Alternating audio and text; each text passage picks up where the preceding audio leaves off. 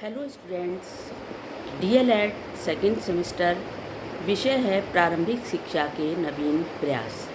इस विषय के अंतर्गत आज मैं राष्ट्रीय शिक्षा नीति 1986 का नेक्स्ट पार्ट ले रही हूँ, जिसमें मैं आपको समझाऊंगी कि राष्ट्रीय शिक्षा नीति की आवश्यकता क्यों पड़ी, या फिर इस तरीके से कहें कि क्या उद्देश्य थे जिनको पूरा करने के लिए राष्ट्रीय शिक्षा नीति 1986 बनी।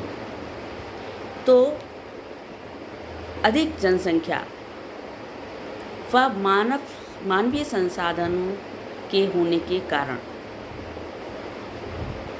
लोगों को शिक्षित करना परम आवश्यक था।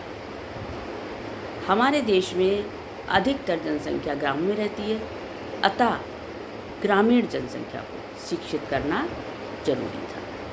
दूसरी चीज़, 1985 में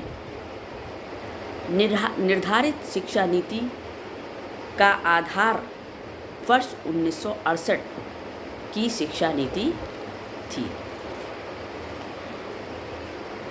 1968 की NEP या फिर NPE कुछ भी कह सकते हैं की समीक्षा करके नई शिक्षा नीति 1986 का गठन किया गया।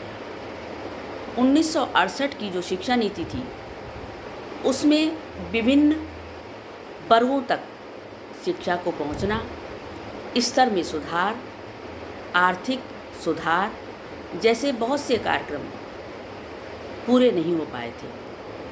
अतः उन कार्यक्रमों को या उन कार्यों को पूरा करने के लिए अप्रैल 1986 में राज्यों के शिक्षा मंत्रियों का एक सम्मेलन बुलाया गया, जिसमें मानव संसाधन विकास मंत्रालय भी सम्मिलित था, यानी कि भारत सरकार भी उसमें सम्मिलित थी।